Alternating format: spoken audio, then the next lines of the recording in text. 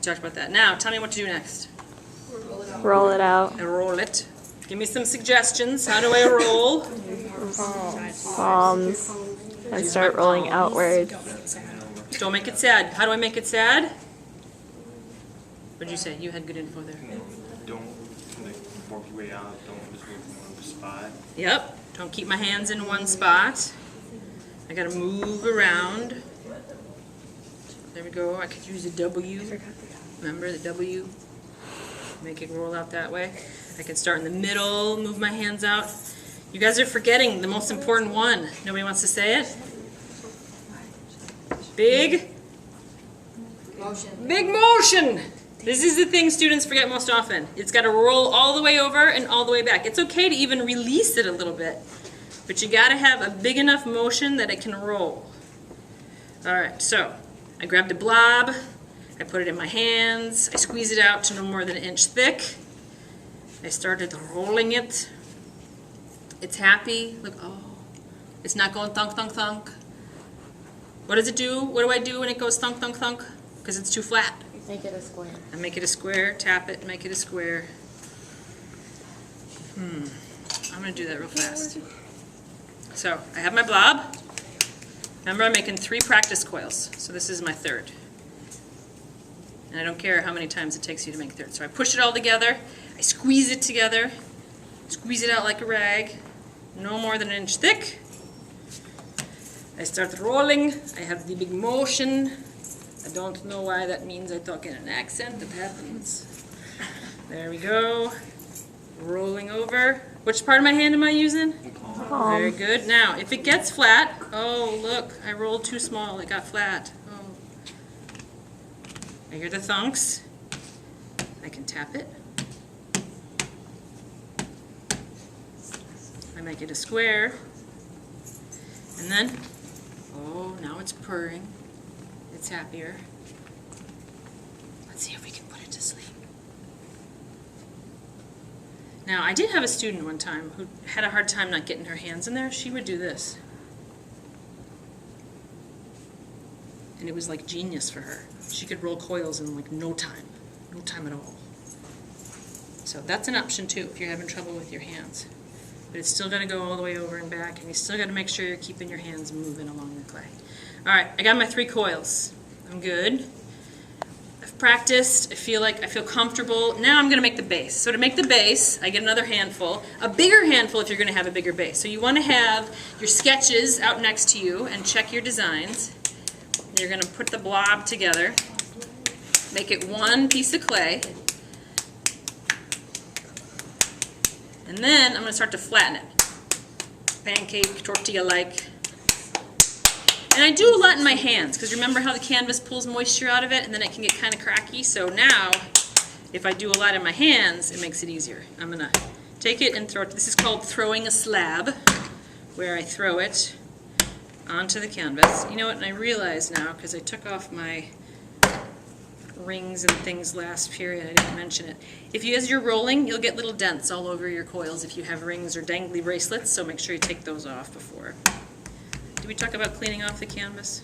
Yes. You remember that one? All right. Make sure your canvas is nice and clean. So just by folding it, by pulling it up and dropping it, not folding it, I can let it'll even. Gravity will start to pull it even.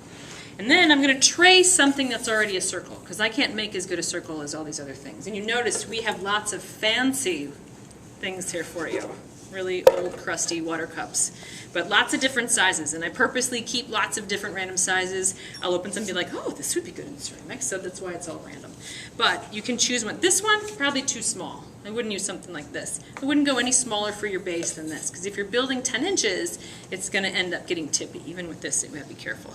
So look at your design, look at your plan, and figure out what you might like for that to be. And I like fettling knives and needle tools for cutting these, because the other stuff gets kind of clunky. Like butter knives are great for straight edges. I actually prefer those because they're nice and straight, except for that one. I don't know what happened there. But these make nice clean edges. So you can use needles, you can use fettling knives, and the key is to try and get a straight vertical cut. because if I get an undercut, then I'm going to have a weak edge to my base. It's not going to be nice and straight. And I'm going to cut off or pull away any of the extra. This to show you can use either one. There you go. Set that aside. Take this off. I usually kind of roll it a little bit. I might fix up an edge to make sure it's even. And there you go. I have a base.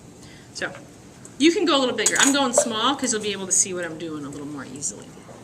Now I'm going to take my first coil, and I want, when people look at this, I want to fool them. I want them to think that this coil is as even in thickness and one continuous coil going all the way up. If your coils are showing on the outside, remember you get to choose. So I'm going to cut, this is a little thick, we'll cut a little extra off. I'm going to cut it at a really shallow angle, like this. And then I'm going to take that shallow angle and set it right on my base. I tend to kind of overlap it just a little so it comes out a little more. And then I'm going to place this every inch. I'm not just going to go, yeah, that is good, because it ends up not coming out even. Your job is to make a beautiful, even form, remember. We're all about the form with the coils because they can change form so nicely. And if I want it to come up straight, I'm going to go nice and straight right on top of the one below it. And then before I put that piece on, I'm going to cut this at that same shallow angle, or pretty close to it, and then set that there. And then before I do the next coil, I'm going to stop. I'm going to check that it's straight all the way around, and you do have to move it, and I'm going to look over the top and make sure it's straight all the way around, so that as I'm coming it up, I'm thinking about the form the whole time. Remember, we're in the evaluation step. I'm evaluating my work to see, is it the way I want. I cut this next one at this angle so that this fits really nicely with this one, and I can put them together and just gently, I don't want to flatten the coil, so you got to be really gentle for this part. Smooth those two pieces together and do what's called luting. Luting the clay together, L-U-T-E, lute, not like stealing, that's bad. But moving it together so it looks like one continuous coil. And I'm not concerned about these little cracks yet. I'm going to show you how to get rid of those later. Now, let's just say I want my design to start to come in. I want my shape to move. So if I want this to move, I'm going to go till it's about level, because right there, if I start coming in, that side's a lot lower. So from here to here, now I'm basically at one round. And then I'm going to slide this in just slightly. So remember, it still has to be supported by the clay below it, by the coil below it. But now as I come in, do you see how the shape is starting to come in? Now this is really important that you look from the side so you know you're coming in, you're not coming in really far on one side and not enough on the other, but that it's coming in the same on both sides. So I adjust those. Let's say now I want it to come out. So let's make it come out.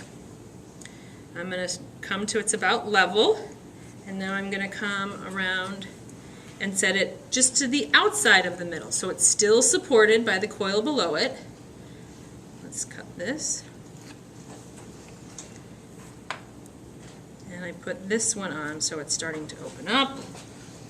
I check the sides. And I got it like so. Now, one of the reasons, and I'll show you with this, that I want this to be these two angled edges is because this is a lot of surface to put together. This is going to be a strong joint, way stronger than if I have just two coils that I just take and go like this. It's really hard to make that joint look good and go away. So if I have the two angled pieces like this, it's much easier for me to put that together. So that's one of the reasons why we're doing that. All right, and remember, you get to choose if you want all the coils to show, some of the coils to show. If you're going to switch off, just make sure it's level before you switch from coil showing to not showing. All right, so we'll bring this up here so you can see a little better. So I have to decide, do I want the coils to show or not show? And to do that, and to make sure that they all stay together, I have to do that luting thing across the seams, because clay shrinks as it dries. Your clay goes about 10-12% from the time you built it to the time it's all through the firing process. So if I have all these coils sitting together in rows, if I haven't made them become one piece of clay, they'll start to shrink as it dries, and I'll get all these little cracks in between my coils. And I've seen students, like, they have this beautiful coil pot and they pick it up and some part of it just stays on the table because it's got basically a crack all the way around because they didn't make it one piece of clay. So if I go across these seams and I lute them or squish the clay all together, I've made it one stronger piece of clay. So as it shrinks, it comes together as opposed to coming apart.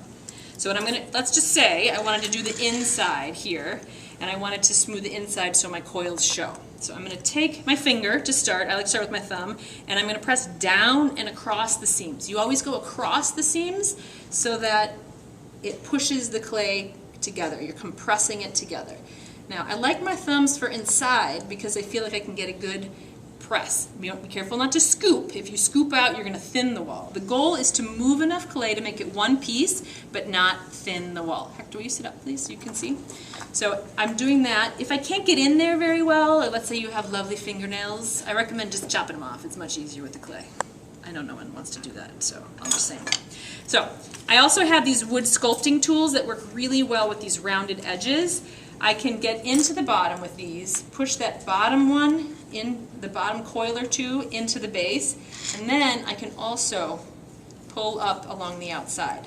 Now, I know it's hard to see this, I'll show you in just a moment. Sometimes it helps to go a little diagonal so that you know that you're moving clay but not lifting up coils as you're doing it. This way I kind of have to go vertical. I like to start with the bottom, pushing it down, then I usually have to go this way just so I don't mess it up. And notice I'm supporting the outside with my hand.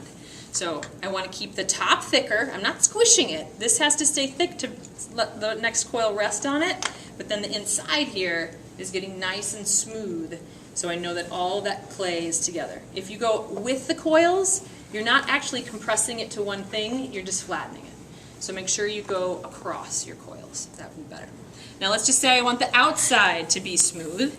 I don't want to see my coils. If that's the case, I'm going to hold this like this, and I'm going to take my serrated rib. Now, I get too clumsy with my fingers on the outside. This is why I use the serrated rib. It's one of my fave tools, because this is like teeny little fingers that lute the clay together. So it works much better than my big clunky thumb on the outside. I don't know why I can do the inside, not the outside, but I can.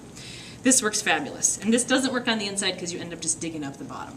So I'm going to go here. I'm going to move it right to the edge. Normally I would say don't put your piece on the edge of the table, just right now for the bottom.